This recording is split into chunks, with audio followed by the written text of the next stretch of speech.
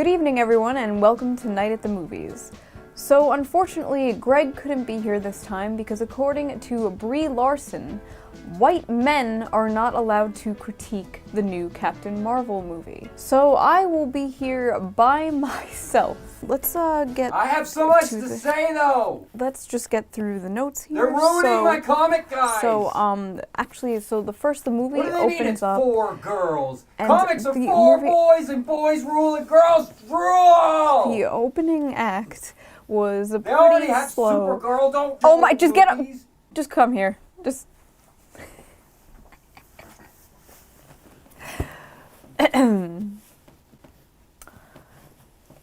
Roll the trailer. Captain Woman!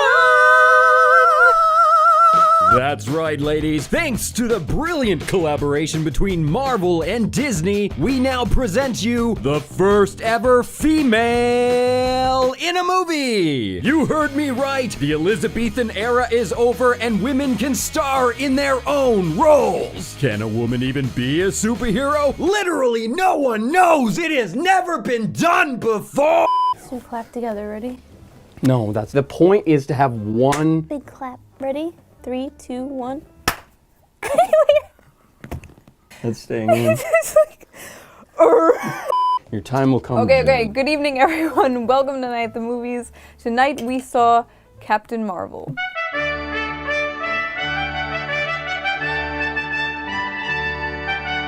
Greg, how did you like Captain Marvel? Didn't like it. I liked it a lot. I want a divorce. I actually wanted to start this off with a conversation about all the drama leading up to the release, because I think this speaks more about the quality of the movie and sort of the purpose of the movie than just critiquing the movie itself. Marvel unapologetically wanted to make this movie for girls, and they were supposed to make girl-driven stories. Black Widow was supposed to be a thing after Iron Man 2. It never happened. No, and then they ended up canning it before production even began, and that was really unfortunate because they thought that a woman couldn't bring enough people into the seats for a superhero film. Because up until this point, we've gotten schlocky shit like the Supergirl movie and the Supergirl TV show. These are also unapologetically geared towards girls. That's fine.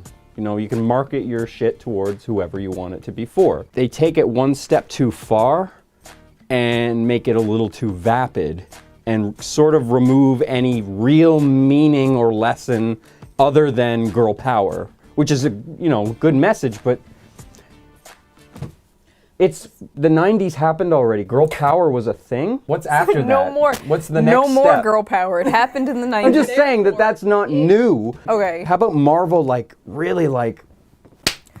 Okay. My biggest problem with this movie was the marketing for it, the PR, everything about it. This is a feminist movie. No white men allowed to critique this movie. It was all whammon, whammon, whammon, whammon to strong feminism, whammon, whammon. Compare this to like Wonder Woman, where the movie just spoke for itself. There was no like whammon, whammon, whammon, whammon. There's actually a clip of Gal Gadot herself saying that she didn't want to make Wonder Woman about women. And also that new movie, Alita Battle Angel, that came out around the same time Captain Marvel came out. Which unfortunately everybody's been comparing to because they both have strong female leads. But one of them wasn't obnoxious about it and turned out to apparently be a better movie. All the SJWs on Twitter are like, oh, men just hate Captain Marvel because she's a strong woman. Don't look over here though.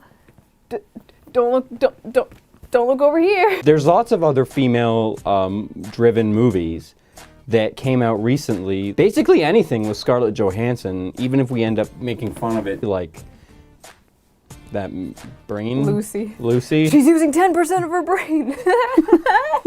Even then though, she's a vehicle driver. She can drive a big budget film. Brie Larson, on the other hand, has yet to prove herself, and she seems to have kind of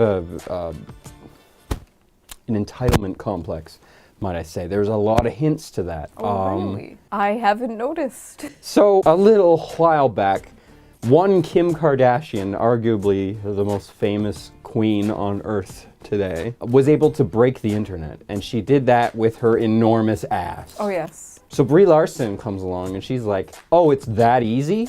I'm a famous queen. I'm gonna tell the whole world. Well, go ahead and just like break the internet tomorrow, like it's no big deal. I'm super famous and rich and popular and I'm a woman. They tried, nobody cared. Nobody really cared. Nobody cared. Nothing broke. Just fell flat, nobody cared, and then all of a sudden from there, she was just like spiteful. She also clearly felt like she had a lot to prove. But then when you actually like watch the film, like you think like, oh, she's gonna fucking represent then. But she doesn't at all. She basically stands still most of the time. She never moves her face muscles. Never. She one time goes, ah! That was the weirdest. And then one time I think she smiled. Even when her like most dramatic moments, it's like, no, Nick Fury. I don't think. Did you have a rough day, Agent Fury? She doesn't even open her teeth. You can't even see into her fucking mouth when she talks. Baby. So, I liked... Also, one thing this film taught me about Brie Larson is that she's not comfortable on motorcycles because not a single shot of a woman touching a motorcycle was her. So there was a lot of drama. This is just for historical context for those of you who will be watching this in 2020, 2021. A lot of critics were saying that they didn't want to give it a bad rating because they didn't want the man babies to win. There were a lot of critics saying only share the critiques from women you see.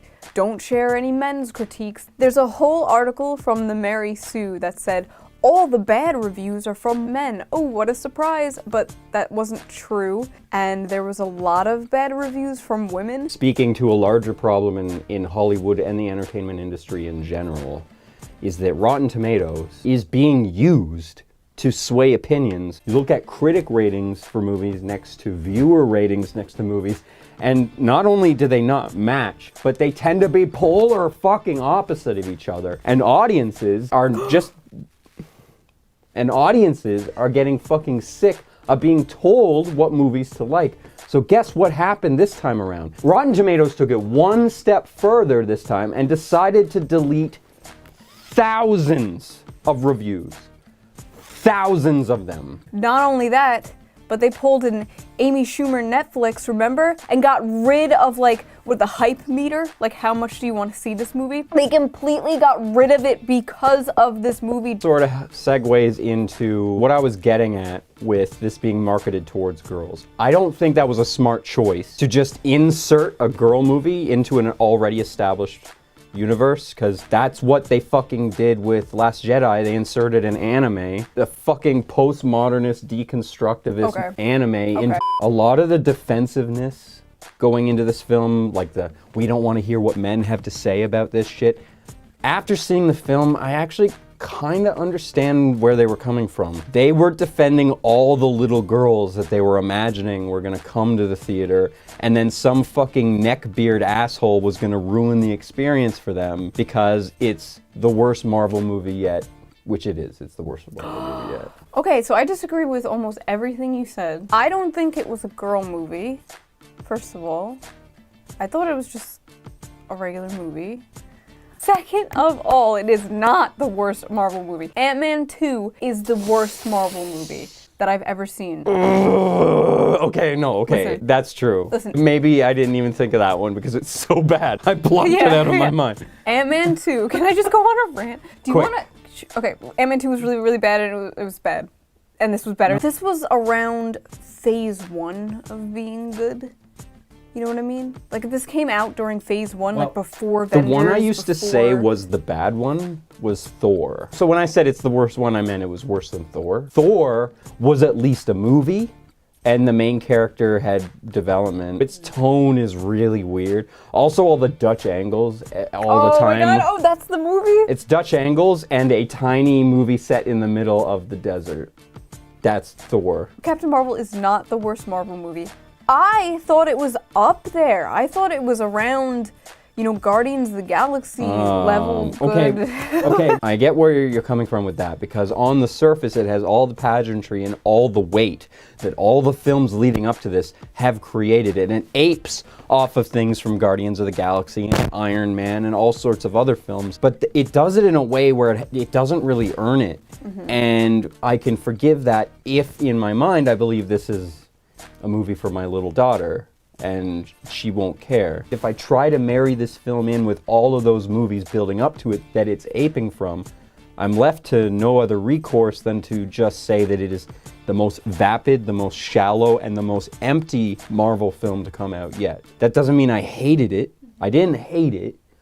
I think it's fine. The biggest thing I didn't like about Captain Marvel was Captain Marvel. And that is a very big problem. The main character's like a black hole, Yeah, where everything in the film keeps being directed to her, and she just sits there and lets it happen to her, and she becomes the worst part of all of those things. Best CGI I've seen in a fucking Marvel film yet. How far have we come since The Incredible Hulk?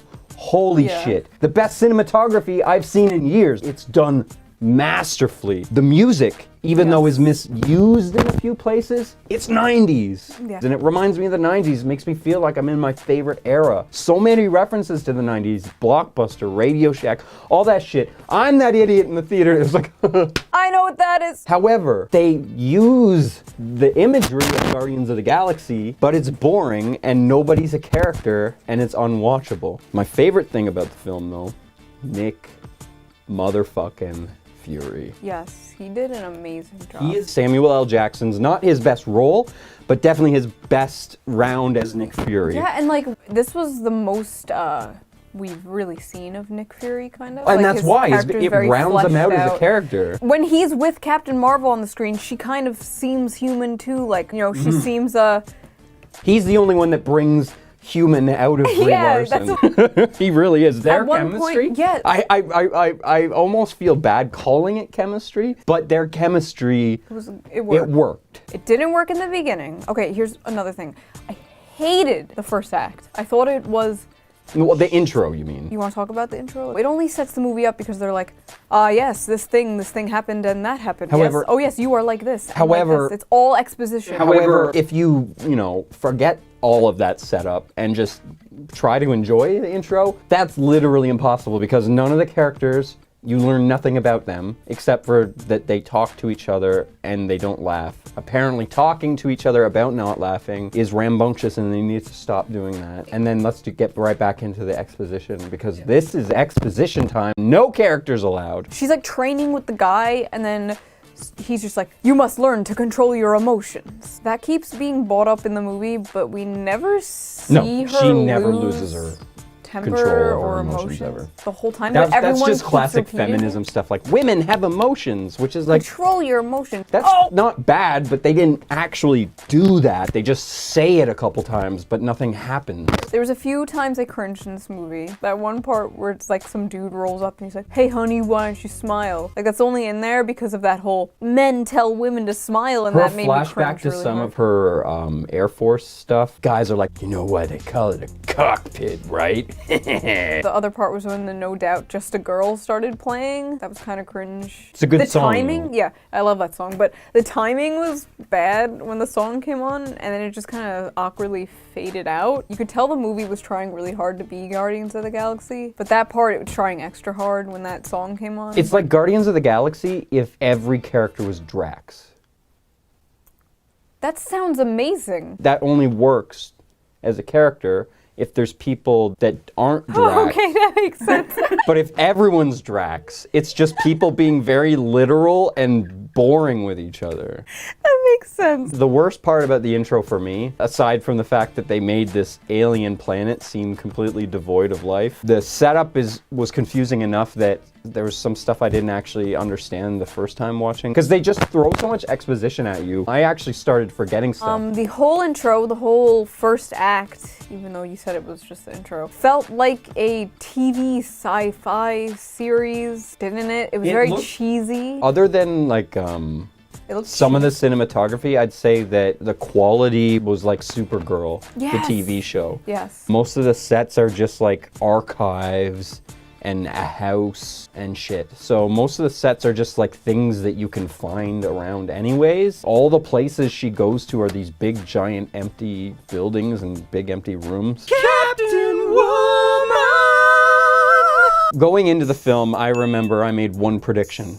Do you remember what it was? That in the modern era of the strong, independent woman, they are so worried about giving characters flaws. The only flaw that they even give them anymore is that they don't know or they don't remember. Oh, yeah. So I was like, she's just gonna not remember, and that's going to be her only flaw. I remember. Oh, I saw the cat coming from a The mile cat was away. so obviously an alien. I thought it was like an alien spy or something. The way it was following them and stuff. Yeah, it would have been more interesting if it turned out to be some sort of bad guy. But then. Then yeah. some little girl can't take home the cat toy and I be was like, just about this to is say, my no, the cat Floridian was alien. cute. I liked the cat. The cat was actually a smart addition. It was one of the things that gave Nick Fury a lot of personality, to Yeah. find out that he loved cats. Yeah, that was cute. And to find out that the cat was what ruined his eye, his left eye, Yeah, sorry. some people didn't like that. I get why. If you look at his most badass moments, like in Winter Soldier, You need to keep both eyes open. it makes sense that he would Yeah. try to make everybody think that that was a badass thing about him because that's his persona. I just fucking hated Brie Larson, and I just want to talk about her cheesy one-liners. So when when she meets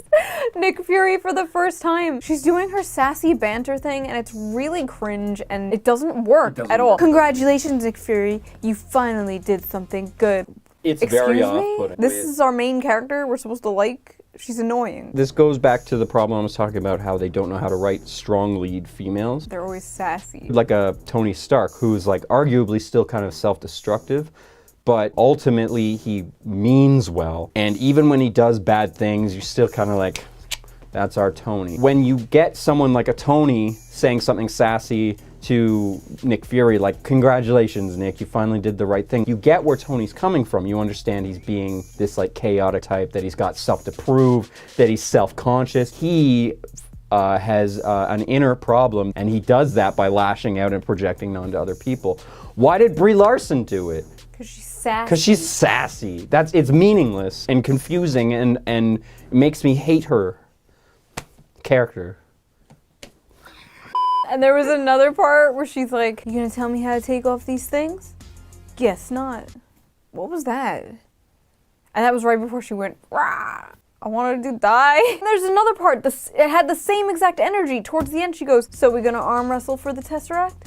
Guess not. It was so awkward. That was like DC level shitty one-liners. I mean, we are losing the hero's journey, though. These tales, baby, are as old as humanity. They go back to like Sumerian times. Stories about the human condition told over and over and over and over and over and over and over again. Yeah, and we're bored of them. We want new stories. Owned.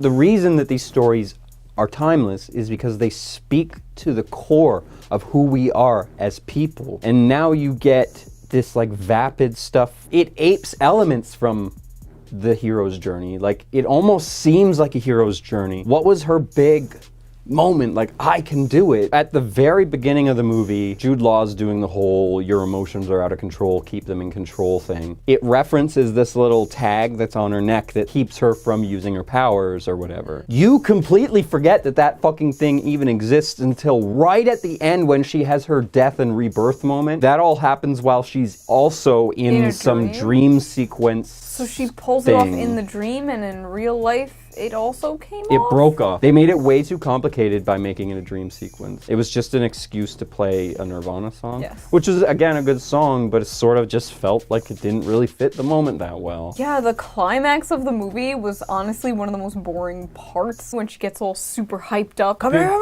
here! Now, I am the powerful one. And she flies into space. And then oh my god! they have this thing in the movie where she, like, goes on a pad and all these gooey things go around her. And then her brain goes into a computer simulation where she talks to intelligence, which is the main intelligence for the Kree.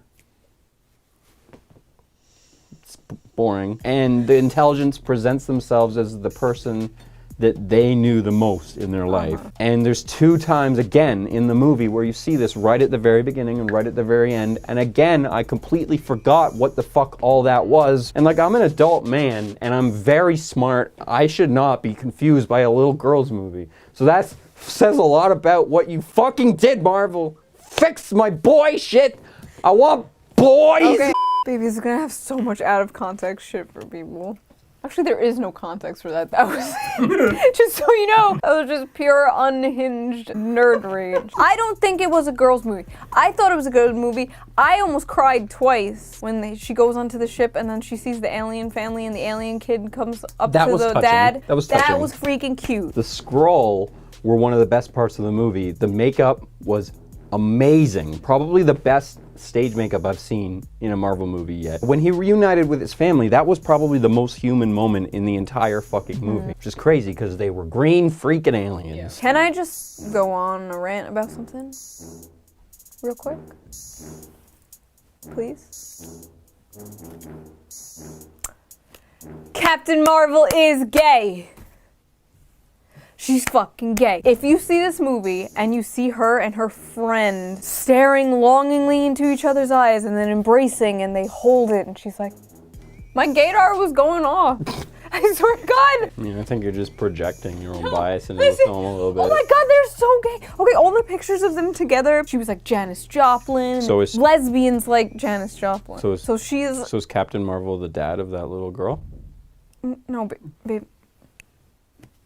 I think we need to have a talk. I think it's time we had the talk. I'm so confused. Okay. I didn't Oh my God, read. look I at didn't her read that much wearing into all it. the grunge shit. You know, even the second time we viewed it, you were like pointing at the screen saying they're lesbians. I mean, maybe whatever. It's irrelevant. It's just sisterhood. If they just did better casting for Captain Marvel, this would have been like a really good movie. She bought it down so much. There are moments though where it works. Brie Larson did fine during the action scenes. Actually, they're fine. Not as good as. Oh man. No, I was actually going to say Scarlett Johansson's action scenes, or even Wonder Woman's action scenes for that matter. When she's discovering her real powers, which is confusing because they seem exactly the same. She's too powerful and she doesn't realize how powerful she is, so she's knocking herself back. It seemed very much like I'm wearing the Iron Man suit for the first time. That's exactly how it was choreographed. Again, just felt like they were aping another Marvel thing. I feel like every Marvel movie is that, or they all have like similar. The dogfight scenes were fun. She was good as the pilot in that one scene when she's getting shot at. It was just whenever the movie depended on her to basically carry it, she fucking didn't. That's what a lot of people are saying about this movie, and I went into this movie like, I'm gonna have a blank slate, I'm not gonna judge it based on Brie Larson. And she actually did kind of bring the movie down, like, a lot. It's not just some neckbeards lying about it. She did just suck. But the movie was good and I liked it. So it is written. So what do you rate it? 6. I think I have to give it 4.5 out of 10. It doesn't quite pass. But that being said, I'm gonna give it an extra 0.5 because it's still a Marvel movie. Obviously, I'm still gonna buy it. It's still gonna go in my collection of the original whatevers. Even though clearly we're now getting soft-led into the next phase of Marvel, which is gonna be much more like what the comics are like now, which is much more like modern politics. And if my daughter liked it, and if you like it, and if you want to watch it, that's fine. That doesn't bother me at all. Point is, I was gonna say, I'm never gonna watch this film again, ever. I will watch it, and you will be with me when I watch it. So you will watch it again. Physically in the same city as you, yes. Is Marvel becoming the new DC, and DC is going to be the new Marvel? Because I heard Shazam is like really, really, really good. Are people going to call me a DC shill now? This is what I'm saying. We're in the upside down now. DC's becoming the fun family movie, and Marvel's becoming the let's destroy Cheesy society one-liner. with cultural Marxism. Oh. Ant-Man 2 sucked.